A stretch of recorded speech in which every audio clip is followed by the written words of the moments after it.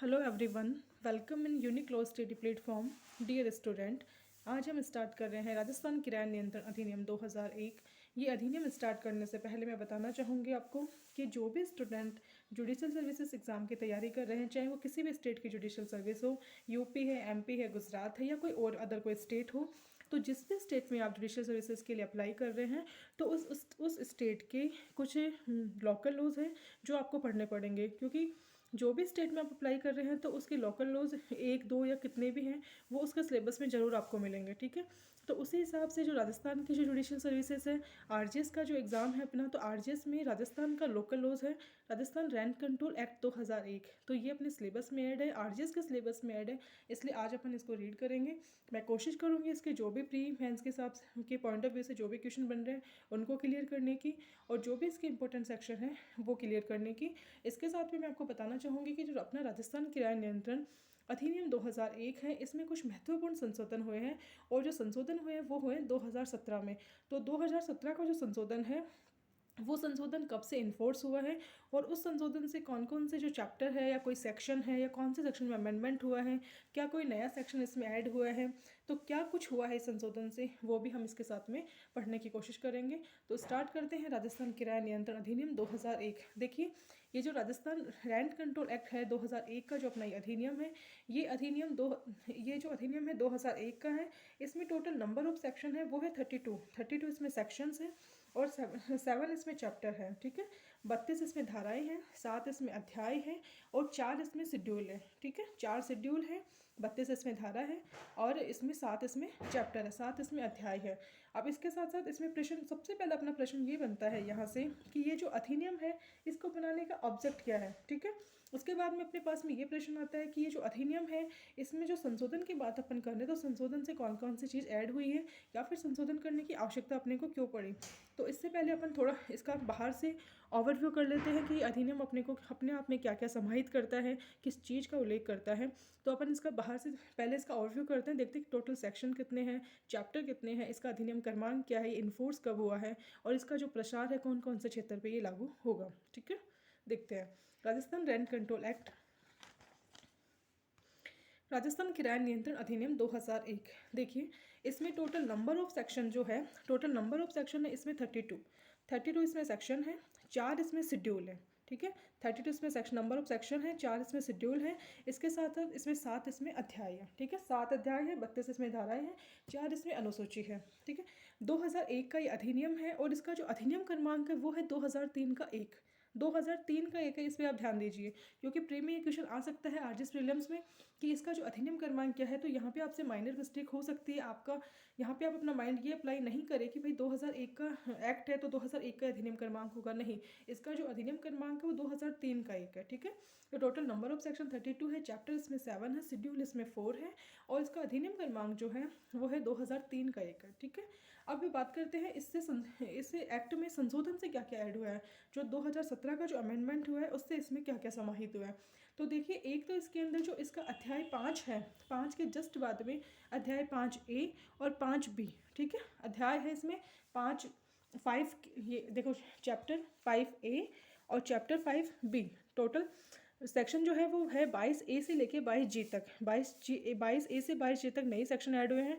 2 chapter इसमें नए add हुए हैं, सेक्शन 5 के बाद जस्ट बाद में अध्याय 5 क है और अध्याय 5 ख है। ठीक है, इसके अलावा क्या ऐड हुआ है, इसमें क्या संशोधन हुआ है। तो देखिए, पहले इस अधिनियम में 3 अनुसूचियाँ थी, लेकिन अभी जो अनुसूची है, जो शेड्यूल जो है, उनकी संख्या अपने पास में 4 है। जो चौथी जो अनुसूची है वो 2017 के संशोधन से इसमें ऐड हुई है। ठीक है, तो 2 इसमें चैप्टर ऐड हुए हैं, 1 इसमें शेड्यूल ऐड हुई है।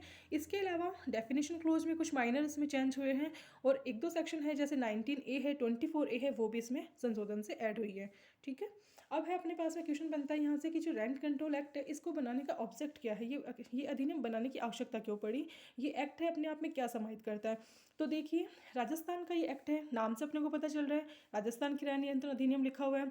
तो इस एक्ट को बनाने का ऑब्जेक्ट ये है, जैसे राजस्थान राज्य के अंदर कोई भी व्यक्ति है उसने अपना मकान, अपना प्रीमाइसेस, अपना जो परिसर है वो किराए पे दिया है, तो अपने मकान को, कोई भी व्यक्ति है जिसका कोई मकान है वो अपने मकान को किराए पे देना चाहता है, तो कौन से अधिनियम के अधीन जाके वो अपने मकान को किराए पर देगा, कितना वो उसका किराया लेगा, किस व्यक्ति को देगा, क्या उनके बीच में कोई एग्रीमेंट होगा, अगर किसी टाइम उसको लगेगा कि मेरे मकान मुझे वापस चाहिए तो उसके लिए क्या प्रोसीजर है, क्या वो उसका तुरंत कब्जा ले सकता है, या फिर किसी भूस्वामी ने अपना मकान किसी को किराए पर दिया और जो किराएदार है वो उसे जिस पर्पज़ के लिए उसको मकान किराए पे दिया गया था उससे अन्यथा कोई पर्पज़ में काम में ले रहा है मकान को, या अन्यथा कोई भी चीज़ है कि जो किराएदार है वो कोई अनैतिक कार्य कर रहा है, तो उस टाइम में क्या भूस्वामी के पास में ऐसा कोई राइट है कि वो उस किराएदार से अपना परिसर खाली करा के वो अपना परिसर खाली करवाए।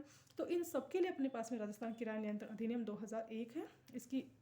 इसकी प्रस्तावना देखते हैं। राजस्थान राज्य के कतिपय परिसरों से बेदखल करने, उनको किराए पर देने, उनके किराए को नियंत्रित करने और उसके आनुषंगिक विषयों के लिए अधिनियम है। ठीक है, इसकी प्रस्तावना अपने को ये कहती है कि राजस्थान राज्य के अंदर किसी भी परिसर से बेदखल करने के संबंध में प्रक्रिया, किराए पर देने के संबंध में प्रक्रिया, परिसर का जो किराया है उसको नियंत्रित करने के लिए, इसके अलावा जो भी आनुषंगिक जो विषय वस्तु हैं उन सब के लिए, उन सब का उपबंध करने के लिए राजस्थान रेंट कंट्रोल एक्ट है, ये बनाया गया। ठीक है, तो ये इसका ऑब्जेक्ट है। इसके बाद में सेक्शन 1 है इसका। इसमें टोटल इसमें चैप्टर है 7 और इसका अपन पहला जो इसका अध्याय है, अध्याय 1 अपन स्टार्ट कर रहे हैं जो प्रारंभिकी है। तो अध्याय 1 इसका बात करता है कि प्रारंभिकी देखिए, सेक्शन 1 है संक्षिप्त नाम, प्रसार और प्रारंभ। तो एक सेक्शन 1 है, सभी बैरेक्ट में जो भी बैरेक्ट अपन रीड करते हैं तो सेक्शन 1 अपने को यही बताता है कि भाई इस अधिनियम का नाम क्या होगा, इसका प्रसार कहाँ होगा, ये इन्फोर्स किस स्टेट से होगा। तो इसका नाम अपने को पता है, इसका नाम राजस्थान किराया नियंत्रण अधिनियम 2001 है। ठीक है, इसका नाम ये है। इसके बाद में दूसरा क्वेश्चन बनता है यहाँ से कि इस अधिनियम का प्रसार कहाँ है। वैसे तो कॉमन सेंस अप्लाई करने वाली बात है कि राजस्थान का एक्ट है तो राजस्थान में ही अप्लाई होगा, लेकिन कई बार अगर आरजीएस प्री में क्वेश्चन आए तो अपन माइंड अप्लाई नहीं करे या फिर जल्दबाजी में जोश में हो सकता है कि जैसे अपने जो भी अपने लॉज है उसमें ये लिखा हुआ है सेक्शन 1 में कि विस्तार जो होगा वो संपूर्ण भारत पे होगा। तो आप इसमें इस चीज़ का ध्यान रखना आपको कि इसका राजस्थान किराया नियंत्रण अधिनियम में इसका प्रसार कहाँ होगा। ये इस सेक्शन 1 में ये सबसे काम की चीज़ है। देखिए, तो इसका विस्तार कहाँ होगा, तो इसका विस्तार ऐसे नगर पालिका क्षेत्रों में होगा जहाँ पे राज्य के जिला मुख्यालय, ठीक है, ऐसे नगर पालिका क्षेत्रों में होगा। देखिए, ऐसे नगर पालिका क्षेत्रों में होगा जहाँ पे राज्य के जिला मुख्यालय, ठीक है। अगर राजस्थान सरकार, अगर राजस्थान सरकार है वो ये चाहती है कि जो रेंट कंट्रोल एक्ट है उसको किसी अन्य नगर पालिका क्षेत्र में भी लागू किया जाए, तो उस चीज़ के लिए जो राज्य सरकार है वो राजपत्र में अधिसूचना द्वारा प्रकाशित करके किसी अन्य नगर पालिका क्षेत्र में भी इस अधिनियम को लागू करवा सकती है। ठीक है, तो इस एक्ट का नाम अपने को पता है। दूसरा, यहाँ पे सेक्शन 1 अपने को बताती है कि इसका प्रसार कहाँ पे होगा, कहाँ कहाँ ये लागू होगा। तो ये ऐसे नगर पालिका क्षेत्रों पे लागू होगा जहाँ पे राज्य के जिला मुख्यालय, ठीक है, ऐसे नगर पालिका क्षेत्र जहाँ पे राज्य के जिला मुख्यालय है। अगर कोई और नगर पालिका क्षेत्र में लागू करना चाहते हैं तो वहाँ पे राज्य सरकार राजपत्र में अधिसूचना द्वारा निर्दिष्ट करेगी कि इस क्षेत्र में भी इसका प्रसार किया जाए। ठीक है, अब तीसरा क्वेश्चन अपने पास में यहाँ से बनता है, नाम क्या है, कहाँ लागू हो गए, देखा अपन ने। तीसरा क्वेश्चन यहाँ से बनता है कि राजस्थान जो रेंट कंट्रोल एक्ट है इन्फोर्स किस स्टेट को हुआ है। तो देखिए, इसकी इन्फोर्स होने की डेट है 1 अप्रैल 2003। ठीक है, 2001 का अधिनियम है, लेकिन इसकी इन्फोर्स होने की जो डेट है वो है 1 अप्रैल 2003। ठीक है, सेक्शन 1 अपना कंप्लीट होता है। सेक्शन 2 बात करता है डेफिनेशन क्लोज के बारे में। टोटल जो इसमें डेफिनेशन है, धारा जो 2 है वो अपने को 10 परिभाषाएं बताती है। जो पहली परिभाषा है इसमें वो है सुख सुविधा होगी। ठीक है, आप कोई भी व्यक्ति अपना परिसर वो किराए पे दे रहे, देखो कुछ डेफिनेशन में कुछ टर्म अपने को बता रखी है जो कि पूरे राजस्थान रेंट कंट्रोल एक्ट को डिफाइन करती है अच्छे से। अगर डेफिनेशन क्लोज अपने को अच्छे से समझ में आता है तो पूरा जो डायरेक्ट है वो उसका जो भी है कि ये एक्ट अपने को कहना क्या चाहता है, इसमें कौन कौन सी अथॉरिटी आएगी, जो व्यक्ति अपना परिसर मकान किराए पर दे रहा है वो कौन होगा, जिसको दे रहा है वो किस नाम से जाना जाएगा, और जिस मकान को दे रहा उसको किस नाम से जानोगे। ठीक है, और कौन कौन सी इस एक्ट में अथॉरिटी है। तो डेफिनेशन क्लोज उन सब चीज़ों को क्लियर करता है। तो टोटल सेक्शन 2 है, उसमें टोटल जो परिभाषाएं हैं वो 10 है। पहली परिभाषा इसकी जो है वो बात करती है सुख सुविधाओं की। ठीक है, इसके अलावा जो डेफिनेशन है, कोई भी व्यक्ति है अपने मकान को किराए पर दे रहा है, तो जो दे रहा है जिसका मकान है वो होगा कौन, लैंडलॉर्ड होगा, वो भूस्वामी होगा। जिसको दे रहा है वो कौन होगा, वो किराएदार होगा, वो टेनेंट होगा। ठीक है, जिसका मकान है वो लैंडलॉर्ड है, जिसको दे रहा है वो टेनेंट है। जिस मकान को आप दे रहे हो, जो आपका जो भी आवास है उसको आप दे रहे हो, वो क्या है, वो आपका परिसर है, प्रीमाइसेस है। अब प्रीमाइसेस में क्या इंक्लूड है क्या एक्सक्लूड है वो अपन आगे देखेंगे। ठीक है, इसके बाद में इसमें अथॉरिटी कौन कौन सी है वो सब है इसके अंदर। सबसे पहले जो डेफिनेशन है वो है धारा 2 के जो 2 है उसका क्लोज ए है वो अपने को बताता है सुख सुविधा, एमिनिटीज़ क्या क्या होंगी। तो देखिए सुख सुविधाएं क्या है, तो सुख सुविधाओं के अंतर्गत, सुख सुविधाओं के अंतर्गत जल है, विद्युत का प्रवाह है, आवागमन के रास्ते हैं, सीढ़ियाँ हैं, प्राकृतिक प्रकाश है, शौचालय है, लिफ्ट है, सफाई व्यवस्था सेवाएं, टेलीफोन सेवाएं, टीवी केबल सेवाएं, ऐसी ही सेवाएं हैं। ठीक है, धारा 2 का क्लोज 1 बताता है सुख सुविधाएं क्या है। तो देखिए कोई भी लैंडलॉर्ड है, भूस्वामी है, अपने परिसर को किराए पर देना चाहता है, तो उस परिसर को जब वो किराए पर दे रहा है तो जो उसका जो टेनेंट है वो उससे किस किस चीज़ की उम्मीद करता है, या फिर कुछ कौन सी ऐसी चीज़ हैं जो कि नेसेसरी है, जो चीज़ें उसे चाहिए ही, जो उसके सुख सुविधाओं में इंक्लूड है। तो इंक्लूड क्या क्या है, देखो इसमें जल है, विद्युत का प्रदाय है, आवागमन के रास्ते हैं, सीढ़ियाँ, प्राकृतिक प्रकाश, शौचालय, लिफ्ट, सफाई व्यवस्था सेवाएं, टेलीफोन सेवाएं, टीवी केबल सेवाएं। अब इस डेफिनेशन में आपको यहाँ पे कंफ्यूज होने की या परेशान होने की ज़रूरत नहीं है, कि आप ये नहीं सोचें कि जो सुख सुविधाओं के अंदर इसने जो पॉइंट देते हैं वो हमें ऐसे कैसे याद करने, नहीं, क्योंकि सुख सुविधाओं में जो चीज़ें इंक्लूड की है वो चीज़ें टाइम के अकॉर्डिंग इसमें कुछ और ऐड भी हो सकती है और कुछ कम भी हो सकती है। देखिए जैसे आज के टाइम में वाईफाई है, नेट वगैरह की, नेट जो है वो एक कंपलसरी एमिनिटीज़ है, सुख सुविधाओं में ऐड होता है। ठीक है, तो फिर आज के टाइम में उसको अपन ऐड कर सकते हैं कि सुख सुविधाओं में इसकी भी ज़रूरत है। ठीक है, तो ये इसमें ज़रूरी नहीं है कि ये इतनी ही होगी, क्योंकि आप इंग्लिश में देखिए इसमें इसमें लिखा हुआ और द लाइक, मतलब इसकी जैसी कोई और चीज़ है जो भी आपको लगती है कि हाँ ये भी इंक्लूड होनी चाहिए या फिर ये भी किसी भी टेनेंट के लिए नेसेसरी है, तो वो सुख सुविधाओं में ऐड हो जाएगी। ठीक है, तो अपने को सिर्फ यहाँ पे ये देखना है कि सुख सुविधाओं की परिभाषा वो कहाँ डिफाइन की हुई है और वो क्या कहती है अपने को। ठीक है, धारा 2 के क्लोज ए में है सुख सुविधाओं की परिभाषा और ये चीज़ें इसमें इंक्लूड होगी। अब सेक्शन जो धारा जो 2 का क्लोज ए है सुख सुविधाओं की डेफिनेशन, इसके साथ साथ में अपने पास में यहाँ पे जो सेक्शन 23 है, जो राजस्थान रेंट कंट्रोल एक्ट का सेक्शन 23 है, वो ये कहता है कि अपन ने सुख सुविधाओं की परिभाषा तो यहाँ से पढ़ ली है। ठीक है, इसके बाद में सेक्शन 23 अपने को ये कहता है कि कोई भी भूस्वामी जिस भी व्यक्ति ने अपना परिसर किसी को किराए पर दिया है उस किराएदार की सुख सुविधाओं को बंद और विधारित नहीं करेगा। ठीक है, जैसे मानो ए है, ए ने अपना मकान बी को किराए पर दिया है और बी को किराए पर देने के बाद में बी उस मकान में रह रहा है आराम से, और अचानक से उसके मकान मालिक ने बिजली का कनेक्शन काट दिया, पानी का कनेक्शन कट कर दिया, तो क्या वो जो लैंडलॉर्ड है वो ऐसा कर सकता है? नहीं, वो ऐसा नहीं कर सकता। इसके लिए अपने पास में सेक्शन 23 है, कब कर सकता है और कब नहीं कर सकता इसके बारे में अपने को सेक्शन 23 बताती है। तो एक बार अपन सेक्शन 23 इसके साथ में रीड करते हैं। देखिए सेक्शन 23, देखिए अध्याय 6 है और सेक्शन है 23। सेक्शन 23 बताती है अपने को कि धारा 23 है वो बताती है कि किराएदार द्वारा उपभोग की जाने वाली सुख सुविधाओं को भूस्वामी द्वारा बंद या विधायित नहीं किया जाना। किराएदार जो भी सुख सुविधाओं का उपभोग कर रहा है, जिनका वो यूज़ कर रहा है, कौन सी सुख सुविधाएं जो कि धारा 2 के क्लोज ए में आपको डिफाइन की हुई है, उन सुख सुविधाओं को किराएदार उपभोग कर रहा है, उन सुख सुविधाओं को कोई भी लैंडलॉर्ड है, भूस्वामी है, वो बंद नहीं करेगा। ठीक है, बंद नहीं करेगा। लेकिन आगे के क्या कहता है सेक्शन 23 अपन रीड करते हैं। देखिए, कोई भी भूस्वामी है या तो स्वयं या किसी व्यक्ति के माध्यम से कार्य करते हुए या उसकी ओर से कार्य करने के लिए तात्विक व्यक्ति किराएदार द्वारा उसे किराए पर दिए गए परिसर के संबंध में उपभोग की जा रही सुख सुविधाओं को बंद या विधारित नहीं करेगा। ठीक है, मतलब कोई भी भूस्वामी जिसने अपना परिसर किसी को किराए पर दिया है, उस किराएदार खुद भूस्वामी या कोई अन्य व्यक्ति है जो उस भूस्वामी की ओर से काम करता है, हो सकता है कि भूस्वामी ने किसी को अपना एजेंट नियुक्त कर रखा हो, वो कोई एजेंट है उसका जो उस परिसर की देखरेख करता है, भूस्वामी कहीं और रहता है, तो लैंडलॉर्ड हो सकता है, उसके माध्यम से कोई अन्य व्यक्ति हो सकता है जो कि भूस्वामी की हैसियत से वहाँ पे काम कर रहा है। तो कोई भी व्यक्ति जो किराएदार जिन सुख सुविधाओं का यूज़ कर रहा है, उपभोग कर रहा है, उसको बंद नहीं करेगा। लेकिन ऐसा वो कब कर सकता है? देखो, ऐसा वो तब कर सकता है जब सुख सुविधाओं के लिए भूस्वामी ऐसी सुख सुविधाओं को किराया प्राधिकारी की अनुज्ञा से बंद या विधायित कर सकेगा। ठीक है, भूस्वामी के पास में कोई अधिकार नहीं है कि वो उसको बंद करे जो सुख सुविधाएं किराएदार यूज़ कर रहा है। लेकिन इसकी एक एक्सेप्शन कंडीशन मान लीजिए आपकी भूस्वामी है, अगर चाहता है कि किराएदार जिन सुख सुविधाओं का उपभोग कर रहा है मैं उनको बंद कर दूँ, तो उसके लिए क्या करना पड़ेगा? उसको किराया प्राधिकारी की अनुज्ञा लेनी पड़ेगी। ठीक है, किराया प्राधिकारी की अनुज्ञा से ऐसी सुख सुविधाओं को बंद कर सकता है। और जो किराया प्राधिकारी है वो ऐसी अनुज्ञा कब देगा? जब किराया प्राधिकारी का ये समाधान हो जाता है कि किराएदार ने ऐसी सुख सुविधाओं के संबंध में प्रभारों का संदाय नहीं किया जिसका संदाय करने का उसका दायित्व था। ठीक है, कि जो भी भूस्वामी है किराएदार जिन सुख सुविधाओं का उपभोग कर रहा है वो उसको बंद नहीं करेगा। लेकिन अगर भूस्वामी ऐसी सुख सुविधाओं को बंद कर रहा है तो वो केवल एक कंडीशन में कर सकता है।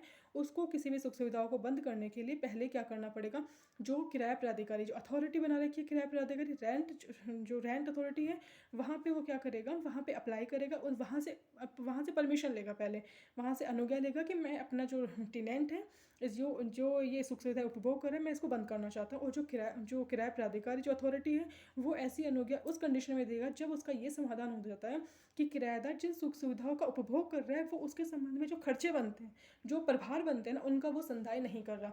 जैसे मानो किराएदार है वो लाइट का यूज़ कर रहा है, पानी का यूज़ कर रहा है, जैसे नेसेसरी चीज़ें वो सारी यूज़ कर रहा है, तो अगर वो लाइट का बिल है वो टाइम टू टाइम पे नहीं करता है, या फिर जो पानी का है वो बिल टाइम से पे नहीं कर रहा, तो उस टाइम में जैसे उसका 4 महीने का, 5 महीने का, बहुत टाइम का उसका जो बिल है वो ड्यू हो गया, तो यहाँ पे इसके पास में राइट है लैंडलॉर्ड के पास में कि वो किराया प्राधिकारी के सामने जाए, उसको बताए कि भाई इसकी जो ड्यूटी बनती है पैसे देने की, प्रभारों का संधाय करने की, तो ये इनसे वंचित है, ये इनका प्रभारों का संधाय नहीं कर रहा है।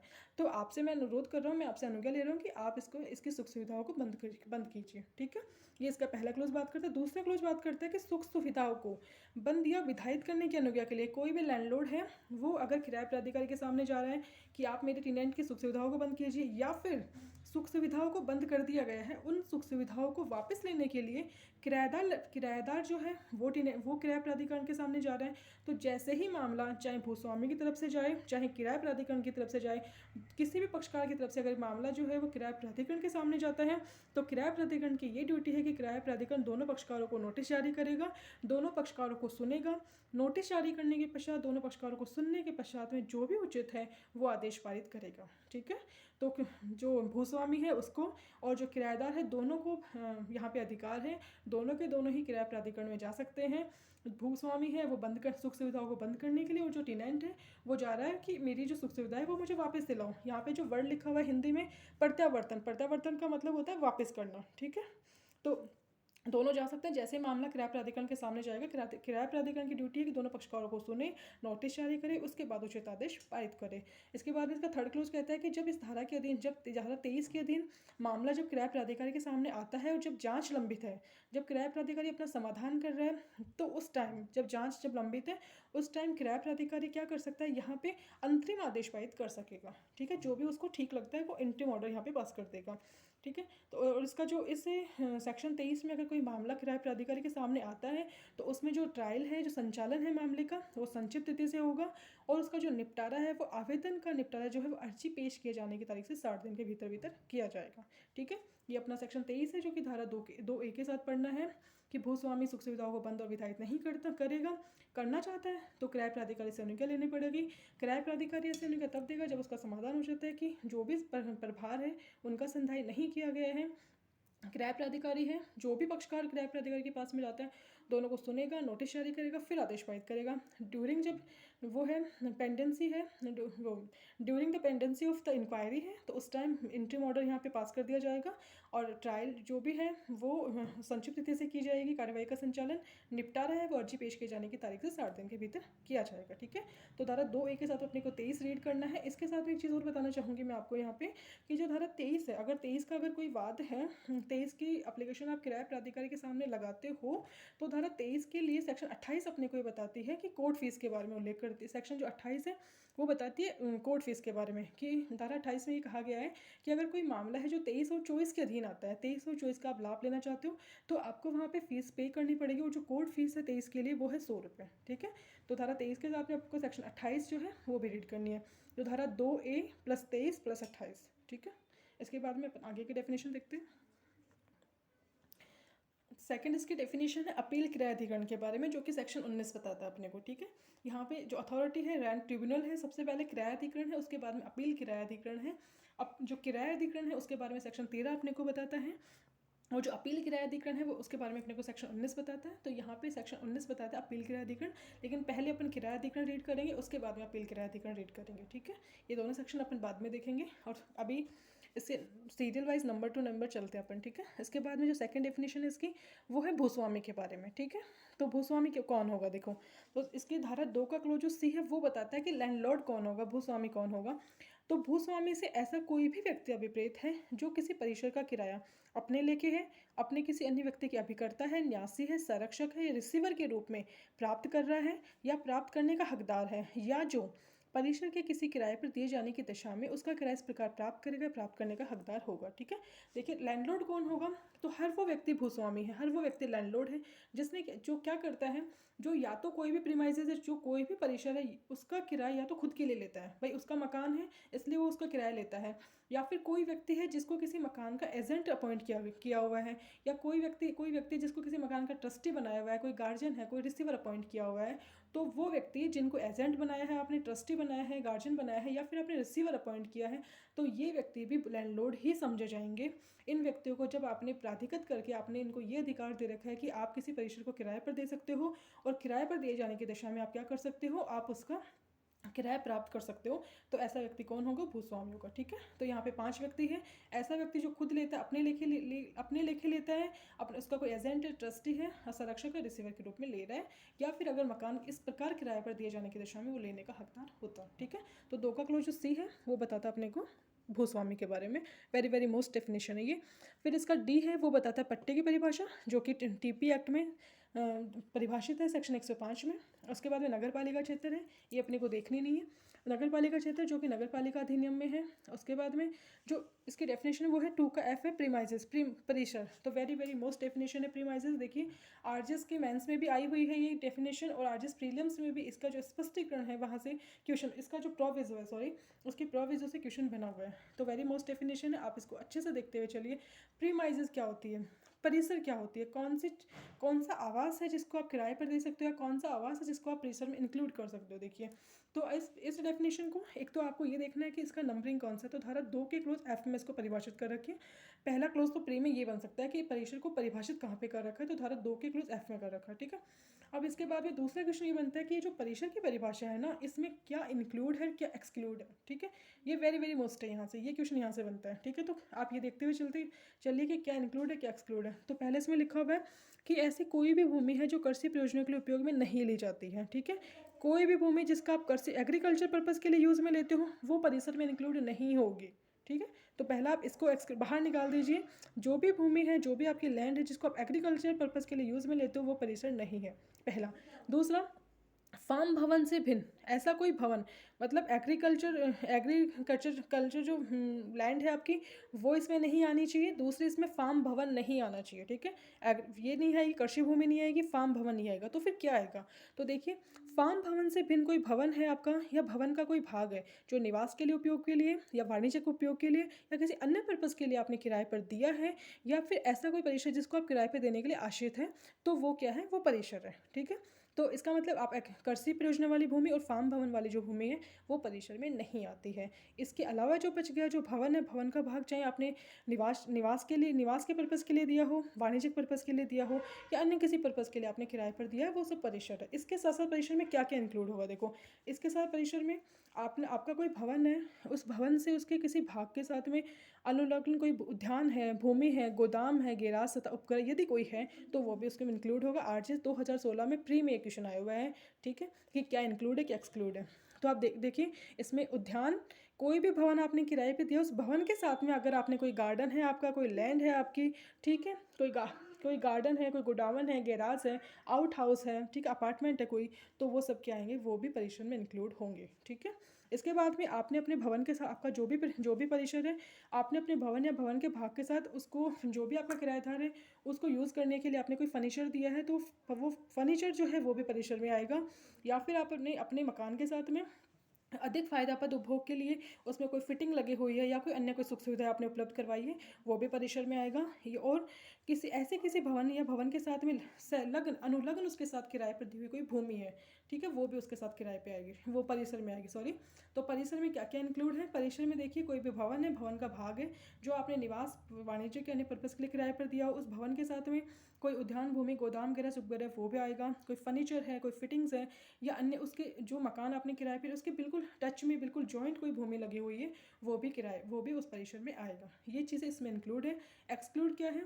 एग्रीकल्चर पर्पज़ के लिए जो लैंड है वो नहीं आएगी, फार्म भवन नहीं आएंगे। इसके अलावा क्या नहीं आएगा? देखिए कोई भी होटल है, धर्मशाला है, पथिकाश्रम है, सराय है, वासा है, बोर्डिंग हाउस है, या छात्रावास में कोई कमरा है, छात्रावास का कोई कमरा, अन्य वास सुविधा इसमें सम्मिलित नहीं होगी। टोटल 10 चीज़ें हैं जो कि परिसर में इंक्लूड नहीं होती है। कृषि भूमि है, फार्म भवन है, तीसरा होटल है, फोर्थ इसमें धर्मशाला है, पथिकाश्रम है, सराय, वासा, बोर्डिंग हाउस, छात्रावास में कोई कमरा, अन्य वास सुविधा वो इसमें सम्मिलित नहीं होंगी। ठीक है, यहाँ से प्री का क्वेश्चन बन सकता है, क्या इंक्लूड है क्या एक्सक्लूड है। ठीक है, अब इसका स्पष्टीकरण वेरी वेरी मोस्ट है। ठीक है, देखिए अगर मानो आपने कोई मकान किराए पर लिया है, आपने मकान किराए पर लिया और आपका जो मकान है उसका जो ऊपरी भाग जो है, छत का जो भाग है ना, वो परिसर का भाग नहीं होता।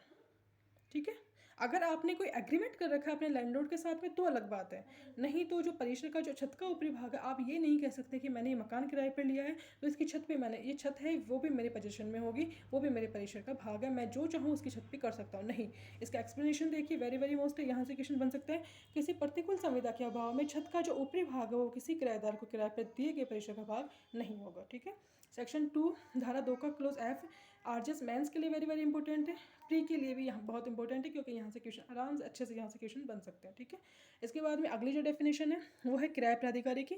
ये जो डेफिनेशन है किराए प्राधिकारी की ये भी 2017 के संशोधन से ऐड हुई है, जो कि जो अपना चैप्टर है 5A और 5B जो नया ऐड हुआ है उसके अंदर 5A जो डेफिनेशन है वो बात करती है किराए प्राधिकारी की। जब अपन चैप्टर रीड करेंगे उसके साथ अपन इसको भी रीड करेंगे। ठीक है, किराया अधिकरण सेक्शन 13 में है अपने पास में। ये जो एक्ट है राजस्थान रेंट कंट्रोल एक्ट है, इसमें अपने पास में 3 अथॉरिटी है। किराया अधिकरण है सेक्शन 13 में, अपील किराया अधिकरण है सेक्शन 19 में, और किराया प्राधिकारी है सेक्शन 22A में। ठीक है, अब देखिए इसकी जो एच डेफिनेशन है वो बात करते हैं सीनियर सिटीजन के बारे में। सीनियर सिटीजन कौन होगा? भारत का कोई भी ऐसा व्यक्ति जो भारत का नागरिक है, सबसे पहले वो इंडियन सिटीजनशिप होनी चाहिए, उसके पास में इंडियन सिटीजनशिप होनी चाहिए। फिर उसके बाद में उसके एज का प्रश्न आ रहा है कि उसकी जो उम्र है वो 65 वर्ष या 65 वर्ष से अधिक आयु की उसने प्राप्त कर ली तो वो वरिष्ठ नागरिक माना जाएगा। ठीक है, अगली डेफिनेशन है टेनेंट की, वेरी वेरी मोस्ट डेफिनेशन है, आरजेस मेंस में आ सकती है। ठीक है, और प्री में भी ये जो डेफिनेशन है प्री में इसका जो सेकंड क्लोज है वहाँ से क्वेश्चन बना हुआ है। ठीक है, देखिए किराएदार से अभिप्रेत है वह व्यक्ति जिसके द्वारा, जिसके लेखे, जिसकी ओर से किसी परिसर के लिए उसके भूस्वामी को किराया अभिव्यक्त या विवक्षित संविदा के न होने पर संदेह है या होता, और उसमें वह व्यक्ति भी सम्मिलित है जो अपनी किराएदारी की समाप्ति के पश्चात भी इस अधिनियम के उपबंधों के अधीन पारित बेदखली के किसी आदेश या डिक्री से अन्यथा कब्जा बनाए रखता हो। ठीक है, किराएदार कौन होगा? ठीक है, तो किराएदार वो व्यक्ति होगा जिसने क्या किया, या तो जिसके द्वारा खुद के द्वारा, ठीक है, या जिसकी ओर से कोई अन्य व्यक्ति हो किसी परिसर का किराया, अगर उसके भूस्वामी के बीच में, उसके बीच में अगर कोई एग्रीमेंट, कोई कॉन्ट्रैक्ट हो रखा है तो अलग बात है। ठीक है, अगर कॉन्ट्रैक्ट नहीं हो रखा तो ऐसा व्यक्ति जो क्या कर रहा है, अपने या तो खुद दे रहा है या उसकी ओर से कोई अन्य व्यक्ति है, ठीक है, किसी भूस्वामी को उसके परिसर का किराया संधाई करता है तो वो व्यक्ति कौन है? वो किराएदार है। ठीक है, ये है किराएदार की डेफिनेशन। और इसके अंदर देखो इसमें 2 पॉइंट है, आपको सेकंड पॉइंट इस पे ध्यान देना। देखो पहला तो इसने कह दिया कि जो व्यक्ति जिसके द्वारा है, जिसके लेखे, मानो ए है उसने बी से मकान किराए पर लिया, तो ए है वो टाइम टू टाइम बी को क्या दे रहा है? रेंट दे रहा है, उस मकान में वो रह रहा है, इस वजह से उसको रेंट दे रहा है, तो ए खुद हो सकता है, या फिर मानो ए ने मकान किराए पर लिया लेकिन ए किसी टाइम वहाँ पे नहीं है, ए का पुत्र वहाँ पे संधाई कर रहा है, या फिर ए ने कोई वो एजेंट वो अपॉइंट कर रखा है वहाँ पे, वो किराए का संधाई कर रहा है। तो जो व्यक्ति जिसके द्वारा, जिसके लेके कोई भी उस परिसर के भूस्वामी को किराया संदिग्ध करता है ना, वो कौन है? वो किराएदार है। इसके अलावा सेक्शन धारा जो 2 का जो क्लोज आई है टेनेंट की डेफिनेशन बताता है, तो इसमें एक देखो एक पॉइंट और है इसमें, इसी क्लोज में, कि ऐसा व्यक्ति जिसकी किराएदारी की समाप्ति हो गई। ठीक है, मानो कोई परिसर उसने किराए पर लिया था, उसने 1 साल 2 साल 3 साल के लिए किराए पर लिया था, जितने टाइम के लिए उसने किराए पर लिया था वो टाइम पीरियड अब खत्म हो गया। ठीक है, किराएदारी की समाप्ति हो गई, और इसके बाद में इस अधिनियम के उपबंधों के अधीन पारित बेदखली के किसी आदेश या डिक्री से अन्यथा कब्जा बनाए रखता हूँ। मानो 1 साल के लिए कोई परिसर किराए पे लिया गया था, 1 साल का टाइम पीरियड पूरा हो गया, टाइम पीरियड पूरे होने के बाद में वो उसके बाद भी उस मकान में रह रहा है, उसका पोजीशन है वहाँ पे, वो रह रहा है, लेकिन उस व्यक्ति के विरुद्ध कोई भी आदेश या डिक्री पारित नहीं होनी चाहिए बेदखली के लिए, ठीक है। उसको बेदखल नहीं किया हो उस परिसर से, आदेश और डिक्री नहीं दी, इसके अलावा वो क्या कर रहा है, टाइम पीरियड पूरा हो गया उसके बाद भी वो उस परिसर में रह रहा है, तो वो भी किराएदार होगा, ठीक है। जैसे मानो ए है, उसने अपना एक मकान है, वो उसने 2 साल के लिए किराए पर लिया था, 2 साल पे किराए 2 साल पूरा होने के बाद में वो तीसरे साल में भी उसी परिसर में रह रहा है, और वो अपना जो उसका मकान मालिक है उसको टाइम टू टाइम रेंट पे कर रहा है, तो वो भी उसका टेनेंट है। लेकिन ऐसा कोई व्यक्ति नहीं होना चाहिए जिसको इस अधिनियम के दिन बेदखली का कोई आदेश या डिक्री पारित करती है, ठीक है। तो 2 व्यक्ति हो गए। इसके बाद में इसका जो दूसरा क्लॉज है वो कहता है कि जिस व्यक्ति ने कोई मकान किराए पर लिया था, जो उसका टेनेंट है, जो टेनेंट था वो, या फिर जो टेनेंट का जो एजेंट है, मान लो उसकी मृत्यु हो गई, तो अब उसकी मृत्यु के बाद में ऐसा कौन सा व्यक्ति है जिसको आप अब किराएदार मानोगे, ठीक है। और जो भूस्वामी है वो किस व्यक्ति से अपने जो मकान है उसका किराया लेगा, ठीक है। तो अगर आपने जो अपना मकान है, देखिए इसका जो पॉइंट ए और बी दोनों एक ही बात करते हैं। पहला पॉइंट इसका निवासी प्रयोजनों के लिए आपने परिसर लिया उस दशा में है, और दूसरा इसका क्लोज बात करता है अगर आपने कोई मकान वाणिज्यिक पर्पज़ के लिए किराए पर दिया तो उस दशा में। तो आपने निवासी के लिए दिए हो या वाणिज्यिक के लिए दिया हो, अगर आपके जो मेन टेनेंट है उसकी मृत्यु हो गई, तो कोई भी ऐसा व्यक्ति, उसका उत्तरजीवी पति पत्नी है, पुत्र पुत्री है, माता पिता है, ठीक है। 6 व्यक्ति है, पति पत्नी है, पुत्र पुत्री है, माता पिता है। लेकिन ये व्यक्ति ऐसे होने चाहिए जो व्यक्ति उस टेनेंट की, उस किराएदार की मृत्यु तक उस कुटुंब के सदस्य के रूप में साधारणतः निवास कर रहे हो, ठीक है। ऐसे नहीं कोई व्यक्ति अचानक से आके बोल देता है कि मैं भी इसके माता पिता हूँ, इसका पुत्र पुत्री हूँ, मैं इसका किराएदार हूँ। अब नहीं, जो ऐसा व्यक्ति होना चाहिए जो उसे व्यक्ति की मृत्यु तक उस परिवार में निवास कर रहा हो, ठीक है। तो ये है टेनेंट की डेफिनेशन। 2 का क्लोज आई बताता है अपने को। और जो इसकी जो आरजेएस प्री में जो 2016 में क्वेश्चन आया था, वो इसके खंड 2 से आया था। खंड 2 में ये पूछा था उसमें कि कौन कौन से व्यक्ति है जो किराएदार की वो मृत्यु के पश्चात भी उसका वो है परिसर का किराएदार समझा जाएगा, ठीक है। तो यहाँ पे जो इसने 6 पॉइंट दे रखे नहीं, पति पत्नी पुत्र पुत्री माता पिता, इसकी जगह उन्होंने एक पॉइंट को चेंज कर दिया था, ठीक है। तो यहाँ से भी क्वेश्चन बन सकता है, इसकी नंबरिंग पूछी जा सकती है। इसके बाद में अगली डेफिनेशन वो ट्रिब्यूनल की डेफिनेशन है। ट्रिब्यूनल में जो भी अपील किरायाधिकरण सब आ जाएंगे। तो सेक्शन 2 है वो 10 परिभाषाएं बताती है। प्री में भी इसके किसी भी डेफिनेशन की नंबरिंग पूछी जा सकती है, क्या इंक्लूड है क्या एक्सक्लूड है ये पूछा जा सकता है। बहुत ज़्यादा चांस है क्योंकि जब भी यहाँ से रैंड कंट्रोल से कोई क्वेश्चन बना है तो इसके डेफिनेशन क्लोज से हमेशा क्वेश्चन बना है। तो आप इसकी मोस्ट डेफिनेशन मैं दोबारा बता देती हूँ। प्रीलियंस और मेंस दोनों के लिए जो सुख सुविधा है 2A, 2C है वो लैंडलॉर्ड है, 2F है प्रीमाइजेज है, सीनियर सिटीजन है 2H, एंड इसके साथ साथ अपने पास में किराएदार की डेफिनेशन है 2I, ये अपने को देखनी है, ठीक है। आगे अपने स्टार्ट करते हैं इसका सेक्शन 3। देखिए सेक्शन 3 धारा जो 3 है वो क्या कहती है अपने से। इसकी जो सेक्शन 3 है वो अपने को ये कह रही है कि अध्याय 2 और 3 का कतिपय परिशिष्ट और किराएदारियों को लागू नहीं होना। तो सबसे पहले तो अपने को ये पता होना चाहिए, सेक्शन 3 ये बोल रहा है कि इस अधिनियम का जो राजस्थान रैंड कंट्रोल एक्ट है, इसका जो चैप्टर 2 है जो चैप्टर 3 है, ठीक है। चैप्टर 2 और चैप्टर 3 जो है वो कुछ परिशिष्टों को, कुछ किराएदारियों को लागू नहीं होगा, ठीक है। अब वो कौन से परिसर है, कौन से किराएदारियाँ हैं जिनको लागू नहीं होगा चैप्टर 2 चैप्टर 3, ये बात करता है सेक्शन 3। लेकिन अपने को पहले ये देखना है कि चैप्टर 2 में किया है और सेक्शन 3 में से जो अध्याय इसका 3 है वो क्या बताता है। तो अध्याय 2 है वो अपने आप में सेक्शन 6 और सेक्शन जो 7 है उसको समाहित करता है, और सेक्शन 6 और जो 7 है वो किराए के पुनरीक्षण के बारे में बात करता है, ठीक है। और इसका जो अध्याय 3 है वो सेक्शन 8 धारा जो 8 है 8 से शुरू होकर 10 तक है, और जो बात करता है किराएदारियों के संबंध में, ठीक है।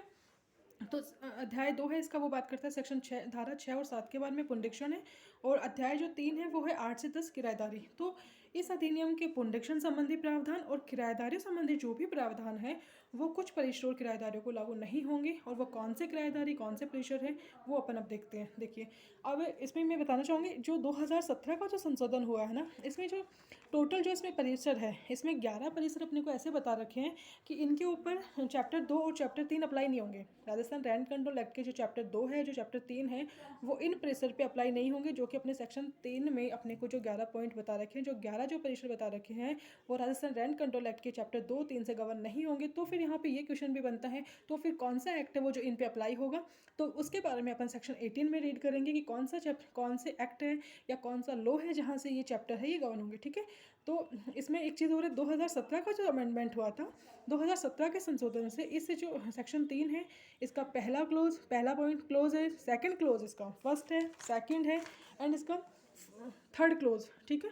3 जो इसके क्लोज है वो यहाँ से डिलीट कर दिए गए हैं। तो अगर किसी भी स्टूडेंट के पास में अगर पुराना बैरक्ट है, राजस्थान रैंक कंट्रोल एक्ट का अगर पुराना बैरक्ट है, तो आप इसमें से अपने बैरक्ट में से जो इसका पहला, दूसरा, तीसरा जो इसमें पॉइंट बने हुए थे, ये तीनों के तीनों आप हटा दीजिए यहाँ से, ठीक है। ये तीनों डिलीट हो चुके हैं।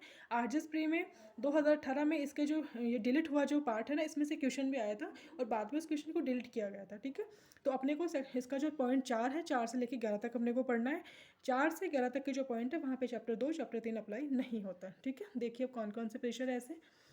जो 1 से 3 के जो पॉइंट है वो आप डिलीट कर दीजिए यहाँ से, उनका अब कोई मतलब नहीं है, ठीक है, जिन भी स्टूडेंट के पास में पुराना बैरक्ट है। अब देखिए कोई भी ऐसा परिसर है जो केंद्र सरकार, राज्य सरकार या किसी स्थानीय प्राधिकरण के या उसके द्वारा किराए पर दिया गया, ऐसा कोई भी परिसर है जो किसी भी सेंट्रल गवर्नमेंट है, स्टेट गवर्नमेंट है या फिर कोई भी कोई भी ठीक है, कोई भी, ठीक है, इसमें सेंट्रल गवर्नमेंट है, स्टेट गवर्नमेंट है और अदर कोई भी लोकल अथॉरिटी है, ठीक है। तो उसके और उसके द्वारा किराए पर दिए गए परिसर, उसको चैप्टर 2 और 3 इस पर अप्लाई नहीं होगा। इसके अलावा कोई भी अधिनियम है, चाहे वो सेंटर का हो, स्टेट का हो या फिर किसी अथॉरिटी का हो, तो उसके और उसके द्वारा किराए पर दिए गए परिसर है, उनके द्वारा दिए गए जो परिसर है उस पर भी चैप्टर 2, चैप्टर 3 अप्लाई नहीं होगा। कोई भी कंपनी है, कंपनी के कोई परिसर है, उन पर लागू नहीं होगा। किसी देवस्थान विभाग की कोई प्रॉपर्टी है या वक्फ अधिनियम की कोई प्रॉपर्टी है, उस पर लागू, वक्फ अधिनियम के अधीन रजिस्ट्रीकृत कोई प्रॉपर्टी है उस पर लागू नहीं होगा। या फिर कोई ऐसा परिसर है जो कि धार्मिक पूर्ति शैक्षणिक न्यास के हैं और जिनको राजपत्र में अधिसूचित किया गया है, उन पर अप्लाई नहीं होगा।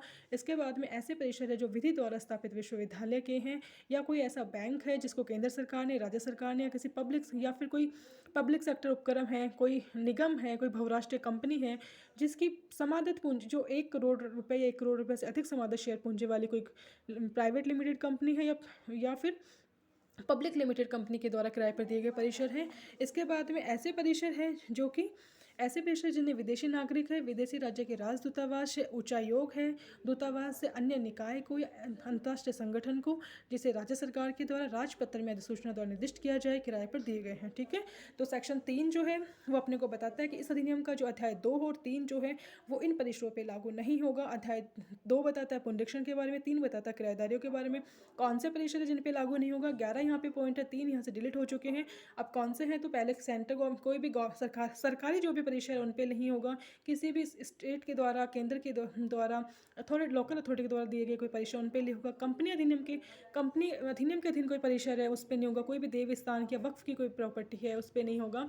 इसके साथ में कोई धार्मिक पूर्ति शैक्षणिक न्यास के परिसर है, कोई विधि द्वारा स्थापित कोई विश्वविद्यालय है, कोई बैंक है या फिर कोई भी विदेशी नागरिक राजदूतावास है, उनके ऊपर ये चैप्टर 2, 3 अप्लाई नहीं होगा। अब देखिए इसमें से सेक्शन 3 में से प्री में क्या क्वेश्चन बना हुआ है, क्या क्वेश्चन बन सकता है, मैं ये बताती हूँ आपको। देखिए इसका जो पॉइंट नंबर जो 10 है, 10 में देखो इसमें एक पॉइंट लिखा हुआ है कि कोई भी बहुराष्ट्रीय कंपनी को और ऐसी कंपनी जिसकी पूंजी जो वो 1 करोड़ रुपए, 1 करोड़ रुपए या उससे अधिक समादित शेयर की, यहाँ से क्वेश्चन बना हुआ है। ये जो यहाँ पे लिमिट, अमाउंट की जो लिमिट बताई हुई है ना, यहाँ से क्वेश्चन बना हुआ है कि कितनी समादित शेयर पूंजी वाली कंपनी। तो यहाँ पे आपको ध्यान रखना कि 1 करोड़ रुपए, 1 करोड़ रुपए से अधिक वाली कंपनी है, उस पर भी ऐसे ये जो सेक्शन अध्याय जो 2 और 3 वो अप्लाई नहीं होंगे। इसके अलावा सेक्शन 3 है वो मेंस में भी आ सकता है, पूरा सेक्शन आ सकता है कि कौन सा परिसर है जिस पे चैप्टर 2, 3 अप्लाई नहीं होता, तो अपने को सेक्शन 3 पूरा लिखना पड़ेगा। अब इसके लिखने का तरीका ये है कि आपको ज़रूरी नहीं है कि जो भी इसके पॉइंट इसने दे रखे हैं आप नंबर टू नंबर याद कीजिए। आप इसके जो पॉइंट हैं उनको आप ऊपर नीचे भी लिख सकते हैं, लेकिन आपको लिखने पूरे हैं, ठीक है। अब यहाँ से अपना एक अच्छा सा क्वेश्चन ये बनता है कि आपने ये तो बता दिया कि भाई सेक्शन 3 ने अपने को बताया कि हमारे पास में कौन कौन से प्रीमाइजेज है जिस पर आप चैप्टर 2 एंड चैप्टर 3 अप्लाई नहीं करेंगे, तो फिर आप ये जो प्रीमाइजेज है इन पे अप्लाई क्या करेंगे, ये भी तो क्वेश्चन बनता है ना। तो इन पे कौन सा एक्ट है, कौन से लॉज हैं जो अप्लाई होंगे, उसके लिए अपन देखते हैं। देखिए सेक्शन 18 देखिए आप, देखिए धारा जो 18 है इसका पहला प्रोविज़ो देखिए, पहला प्रोविज़ो कहता है कि किराया अधिकरण के पास में अगर ऐसी कोई अर्जी आती है जिसपे कि चैप्टर 2 और चैप्टर 3, अध्याय 2 और अध्याय 3 जो वो अप्लाई नहीं होता, मतलब सेक्शन 3 की किसी भी परिसर के संबंध में अगर किराया प्राधिकरण के सामने कोई अर्जी आई है तो फिर किराया प्राधिकरण क्या करेगा, किराया प्राधिकरण उस अर्जी को नहीं सुनेगा। किराया प्राधिकरण क्या करेगा, या तो संपत्ति अंतरण अधिनियम, या तो टीपी एक्ट के अधीन, या फिर भारतीय संविदा अधिनियम के अधीन, या अन्य कोई भी सारवान विधि है उसके सामने वो मामला जाएगा और वो अन्य जो भी इसकी विधि है, चाहे टीपी एक्ट है, कॉन्ट्रैक्ट है, या फिर अन्य किसी भी स्पेशल विधि के सामने आप उस मामले को लेके जा रहे हो तो वहाँ की विधि उस पर अप्लाई होगी, ठीक है। तो ऐसे परिसर है वो कहाँ पे जाएंगे, तो ऐसे परिसर जाएंगे अध्याय टीपी एक्ट में, कॉन्ट्रैक्ट एक्ट के अंदर, या फिर किसी स्पेशल लॉ में। इसके साथ साथ आप इसका जो इसका लास्ट क्लोज है वो भी देखिए। इसका देखिए, इसका जो 3rd नंबर क्लोज है वो कहता है कि कोई ऐसी अर्जी है जो कि सेक्शन 3 में आ रही है, ठीक है। कोई ऐसे परिसर है, सॉरी 1 मिनट कोई ऐसे परिसर है जिसपे कि अध्याय 2 और अध्याय 3 लागू नहीं होता, मतलब सेक्शन 3 की बात कर रहा है। अगर उन परिसरों के संबंध में आपको अगर कोई भी विवाद है वो लेके जाना है, तो वहाँ पे प्रोसीजर जो है वो कहाँ से अप्लाई होगा, तो सेक्शन 15 में जो प्रोसीजर दे रखा है, सेक्शन 15 में जो प्रोसीजर है वो प्रोसीजर हो जाएगा सेक्शन 3 के लिए, ठीक है। क्योंकि जो भी आगे सेक्शन है 6, 7 है, सेक्शन 9 है, सेक्शन 10 है, सब सेक्शन के लिए अपने पास में अपने को प्रोसीजर पढ़ना पड़ेगा कि भाई कौन से सेक्शन के लिए क्या प्रोसीजर है, कितने टाइम में आपको नोटिस देना है, कब आपको जवाब देना है, कब आपकी सुनवाई की तारीख नियत की जाएगी, कब निपटारा होगा। तो सेक्शन 3 के लिए जो प्रोसीजर है वो अपने को सेक्शन 15 बताती है, ठीक है। तो अपने को अगर सेक्शन 3 अपने पास में आरजेएस मेंस में आता है, तो अपने को सेक्शन 3 के साथ साथ अपने को सेक्शन 18 का प्रोविजो और 18 का जो क्लोज 3 है वो भी अपने को लिखना पड़ेगा कि वहाँ के जो भी परिसर है वो कैसे लागू होंगे। तो किराया अधिकरण के सामने जब भी कोई मामला आता है, तो किराया अधिकरण जब उस मामले को सुन रहा है तो टीपी एक्ट है, कॉन्ट्रैक्ट है और कोई भी स्पेशल लॉ है उसके प्रावधानों का भी ध्यान रखिएगा, और जो प्रोसीजर है वो सेक्शन 15 का अप्लाई हो जाएगा, ठीक है। अब अगर आगे का सेक्शन देखते हैं, सेक्शन 4। डेफिनेशन क्लोज में कौन से सेक्शन से जो मेंस के लिए थे वो मैंने आपको बताया। इसके साथ सेक्शन 3 जो है वो मेंस के लिए है। प्री से क्या क्वेश्चन बन रहे थे वो मैंने आपको बताया, और प्री से इसका जो मदर शेयर पूंजी वाली जो बात थी वो आ सकता है, या फिर सेक्शन का टाइटल आ सकता है। इसके बाद सेक्शन 4 देखो, सेक्शन 4 ये कहती है कि किराए का तय किए गए रूप में होना, कि कोई भी भूस्वामी ने अपना कोई मकान किराए पर दिया तो उसका किराया कितना होगा। अब ये प्रश्न ये उठता है, तो मान देखो किसी भी कोई भी भूस्वामी लैंडलॉर्ड है, कौन होगा लैंडलॉर्ड, 2 का सी बताता है अपने को, टेनेंट कौन होगा 2 का आई बताता है। किसी भी लैंडलॉर्ड अपना मकान किराए पर दिया है तो उनका उस परिसर का जो किराया है वो उतना होगा जितना उस लैंडलॉर्ड ने उसका जो और जो टेनेंट है उसका, उन दोनों ने आपस में तय कर लिया, दोनों ने मिलकर जितना फिक्स कर लिया वो उसका किराया होगा, ठीक है। लेकिन सुख सुविधाओं के जो संदेह जो प्रभार है उस मकान में कुछ एमिनिटीज वो यूज़ कर रहा है, सुख सुविधाएं जो यूज़ कर रहा है ना, उन सुख सुविधाओं के जो प्रभार है वो अलग से तय किए जाएंगे, ठीक है। रेंट वो दोनों आपस में तय कर लेंगे, इसके साथ में जो भी वो एमिनिटीज यूज़ कर रहा है वो सब वो अलग से उसको देनी पड़ेगी। सेक्शन 4 अपने को ये बताता है। सेक्शन 5 ये बोल रहा है कि अगर कोई भी लैंडलॉर्ड है उसने अपना मकान किराए पर दिया, और किराए पर देने के बाद में उसका जो किराएदार है उससे वो किराया किस प्रकार से वसूल करेगा, और जो किराएदार है वो अपने लैंडलॉर्ड को किस रीति से उसको अपने किराए का संधाय करेगा, सेक्शन अपने को 5 बताता है, ठीक है। सेक्शन जो 5 है वो अपने को टोटल इसमें 4 क्लोज है, और सेक्शन 5 का जो पहला पॉइंट है वो कहता है कि कोई भी भूस्वामी जिसने अपना मकान किराए पर दिया है, अगर उन लोगों ने अन्यथा कोई चीज़ कोई करार कर रखा है, अन्यथा कोई लोग वो कोई एग्रीमेंट कर रखा है उन्होंने, तो बात अलग है, ठीक है। अन्य दशा में क्या होगा, जिस भी लैंडलॉर्ड ने अपना मकान किराए पर दिया है, जिस महीने उसने किराए पर दिया है ना, उसके अगले महीने की 15 तारीख तक वो उसको किराए का संधाय करना पड़ेगा उसको किराएदार को, ठीक है। कोई भी किराएदार है उसने कोई मकान किराए पर लिया, जिस महीने लिया, मानो 1 जनवरी को किसी ए है उसने 1 जनवरी को बी से अपना कोई मकान किराए पर लिया, ठीक है। 1 जनवरी को बी ने एक जनवरी को बी ने एक मकान किराए पर लिया है, तो 15 फरवरी तक यहाँ पे बी की ड्यूटी बनती है कि वो बी क्या करे, ए को उस मकान के किराए का संधाय करे, ठीक है। पहला पॉइंट।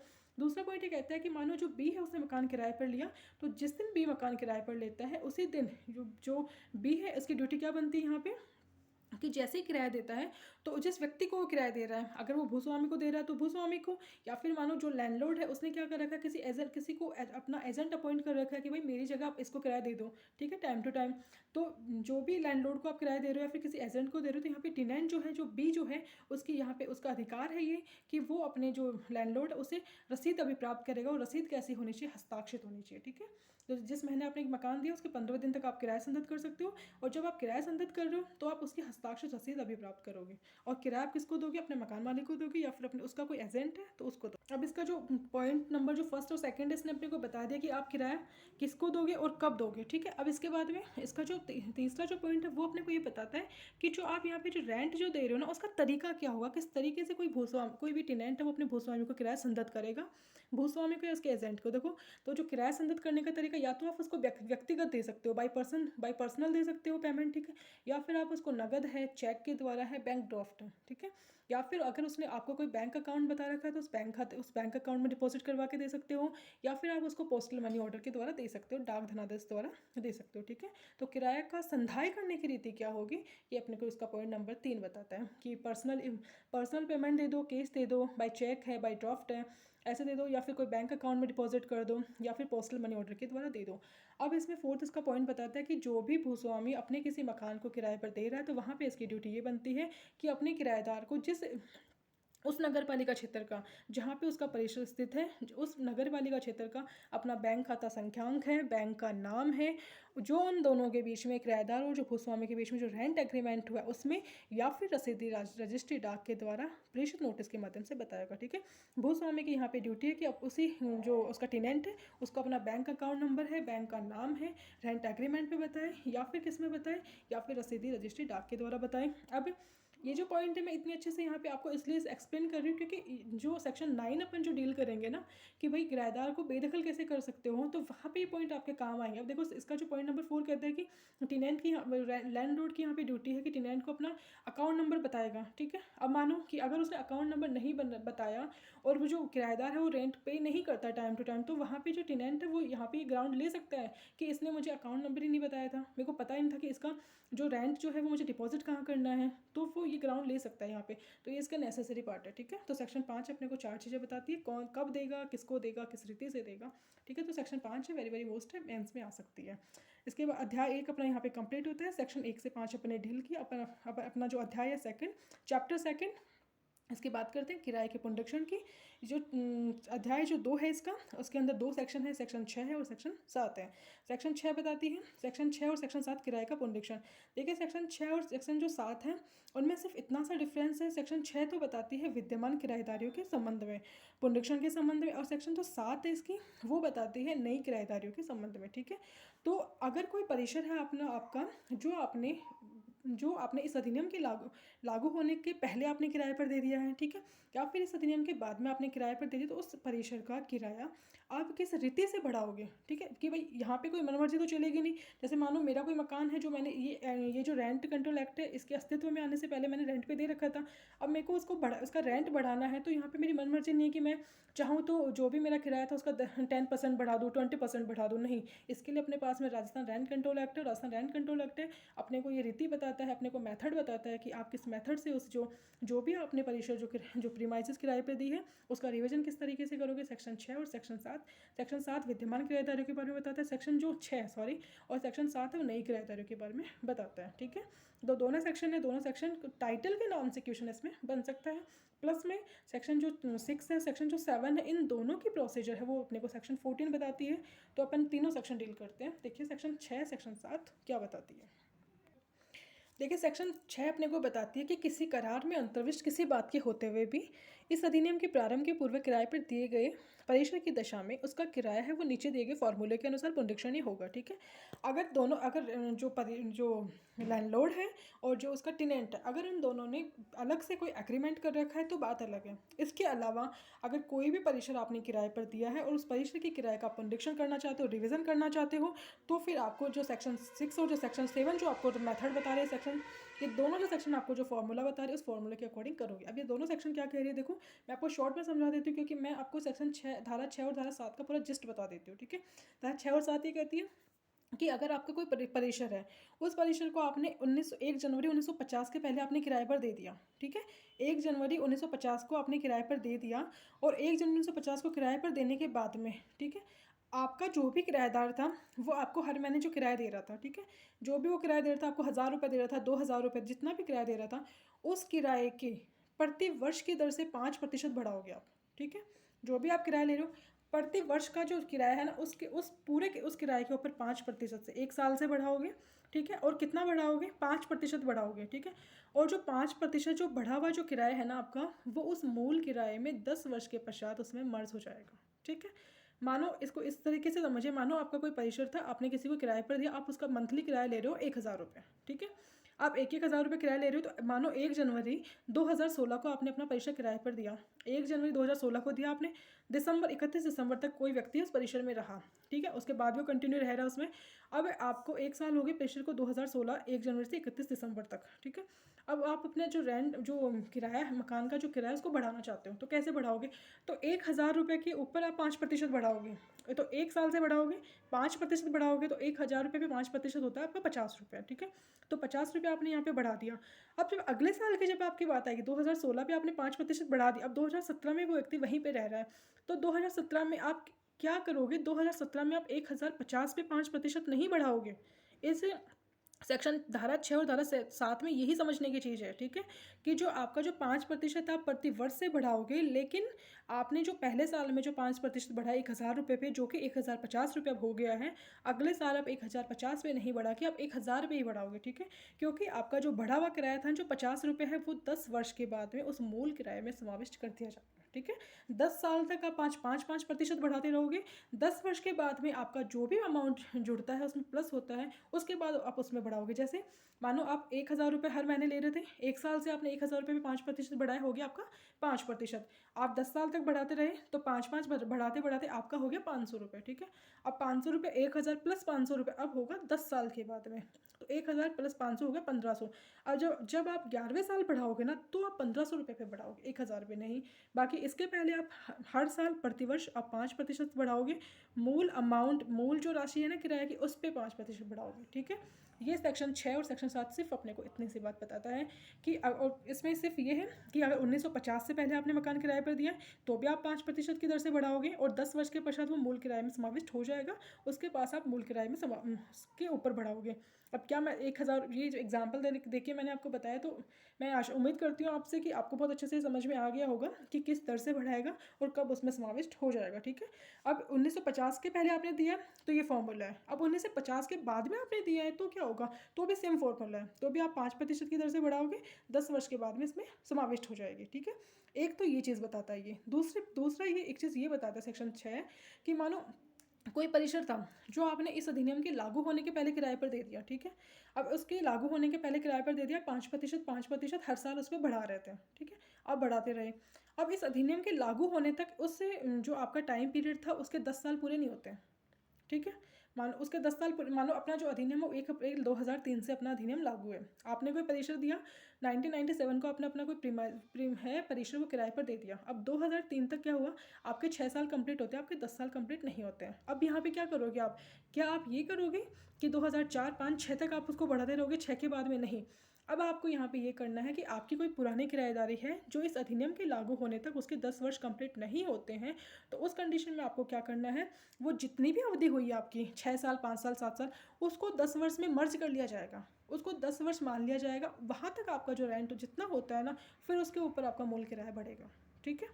तो ये कहता है सेक्शन 6, और सेक्शन 6 ये कहता है, और सेक्शन 7 सिर्फ ये कहता है कि जो भी नई किराएदारी है उसके संबंध में सेम प्रोसीजर है, 5% बढ़ेगा, प्रति वर्ष बढ़ेगा, 10 वर्ष के बाद में मूल किराए में समाविष्ट हो जाएगा। और अगर 1950 के पहले आपने दिया तो भी सेम फॉर्मूला है, 1950 के बाद में दिया तो भी सेम फॉर्मूला है। ये अधिनियम लागू होने तक अगर आपके 10 वर्ष पूरे नहीं होते हैं तो उसमें मर्ज कर लिया जाएगा, उसको 10 वर्ष मान लिया जाएगा, ठीक है। ये सेक्शन 6 और जो 7 है चैप्टर के नाम से मेंस में क्वेश्चन आ सकता है। इसके साथ साथ में जो सेक्शन 7 है उसका जो दूसरा पॉइंट है ये प्री में क्वेश्चन बन सकता है। देखिए सेकंड धारा जो 7 है उसका सेकंड क्लोज क्या कहता है, अपन ने पूरे एक्ट में पढ़ा कि भाई 5% तक आप किराया बढ़ा सकते हो, 5%, ठीक है। लेकिन अगर कोई भूस्वामी है वो 6% बढ़ाता है, 7% बढ़ाता है, तो क्या होगा। और अगर मानो एक्ट में अपने पास में लिखा हो कि भाई 5% आप अपना प्रतिवर्षीय किराया बढ़ाओ, लेकिन कोई लैंडलॉर्ड है वो 3% बढ़ा रहा है, तो क्या होगा। देखो अगर 5% से कम बढ़ा रहा है तो कोई प्रॉब्लम नहीं है, ठीक है। लेकिन 5% से आप ज़्यादा बढ़ा रहे हो तो फिर वो जो आपका बढ़ा हुआ जो एग्रीमेंट है ना, जो किराया है ना, वो उस सीमा तक सुनने हैं जहाँ तक आपने बढ़ाया है। ये इसका क्लोज 7 बात करता है। यहाँ से प्रीलिम्स में क्वेश्चन बन सकता है। इसकी नेचर पूछी जा सकती है कि अगर आपने बढ़ाया 5% से अधिक तो क्या होगा, वॉइड होगा, वॉइडेबल होगा, तो शून्य होगा, ठीक है। 5 से कम कर सकते हो आप, ठीक है। अब सेक्शन 6 और सेक्शन जो 7 है इसके प्रोसीजर क्या होगी, ठीक है। प्रोसीजर जो है वो अपने को सेक्शन 14 बताती है। देखिए 14 क्या कहती है। देखिए धारा जो 14 है वो बताती है सेक्शन 6 और 7 की प्रक्रिया। धारा मानो कोई 6 में कोई भी जो परिसर है वो किसी भूस्वामी के द्वारा किराए पर दिया गया, और किराए पर देने के बाद में भूस्वामी चाहता है कि मैं अपने मकान का किराया बढ़ाऊँ, मैं इसका पुनरीक्षण करूँ, तो इसके लिए प्रोसीजर क्या है, कैसे अप्लाई होगा, कितना, कब आप अधिकरण के पास में जाओगे, अपना जो लैंडलॉर्ड है उसको कब आप सूचना दोगे कि भाई मैं इसका पुनरीक्षण करना चाहता हूँ, जो आपका अधिकरण है वो आपके किराएदार को कैसे सूचना देगा, कितने दिन में इसका निपटारा होगा, सारी चीज़ें सेक्शन 14 बताती है। तो सेक्शन 14 अपने को कहती है कि कोई भी भूस्वामी है, जो चाहता है कि अपने परिसर का पुनरीक्षण करे, तो वो किराया अधिकरण के पास में जाएगा। उसके पास में जो भी एफिडेविट है, जो भी उसके पास में डॉक्यूमेंट है जिसका वो अपने पुनरीक्षण में सहारा ले सकता है, उन सबको वो पेश करेगा।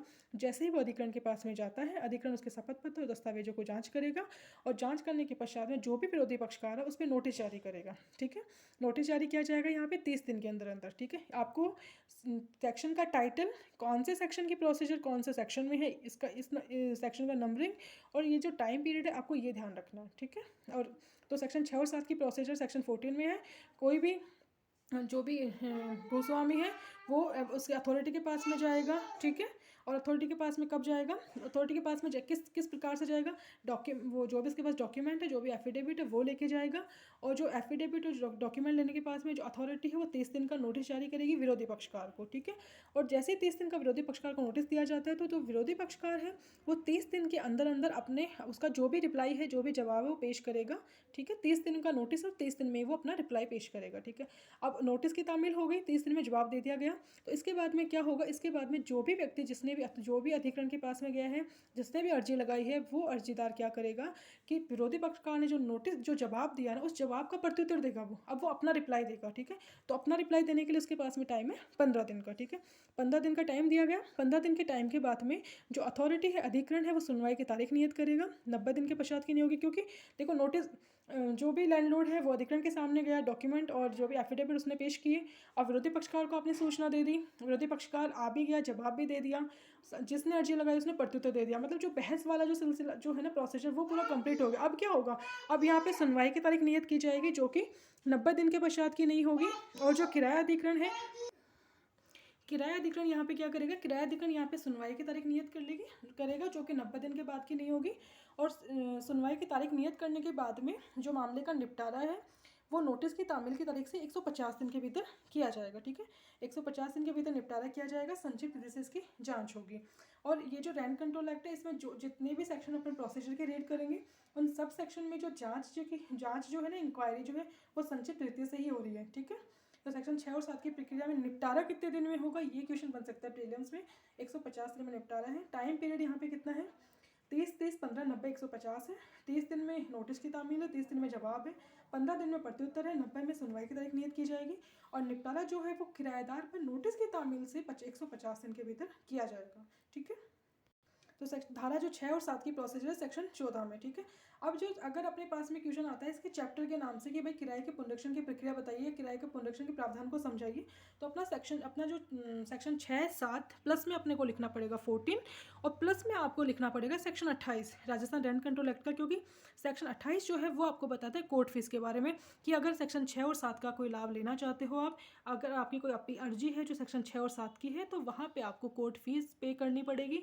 और जो कोर्ट फीस जो है वो 250 रुपये लगेगी, 250 रुपये। सेक्शन 28 अपने को बताता है, आरजीएस प्रीलिम्स में क्वेश्चन आया हुआ है, ये क्वेश्चन आ सकता है कि सेक्शन जो 28 है वो कितने, उसमें सेक्शन 6 और 7 के लिए कितनी कोर्ट फीस है, और सेक्शन जो 28 है उसमें सेक्शन 6, 7 के लिए, सेक्शन 8 के लिए और सेक्शन 23, 24 के लिए, इन सब के लिए वहाँ पे कोर्ट फीस है उसका प्रावधान है। मैंने 2A के साथ भी आपको एमिनिटीज़ में बताया था कि अगर कोई सुख सुविधाओं के संबंध में कोई मामला है तो वहाँ पे 100 रुपये आपको पे करनी पड़ेगी, और अगर आपका मामला सेक्शन धारा 6 और 7 का तो आपको 250 रुपये फीस पे करनी पड़ेगी सेक्शन 28 में जाके। ठीक है, तो आपको सेक्शन 6, 7 प्लस 14 प्लस 28 ये चारों सेक्शन आपको यहाँ पे लिखनी पड़ेगी।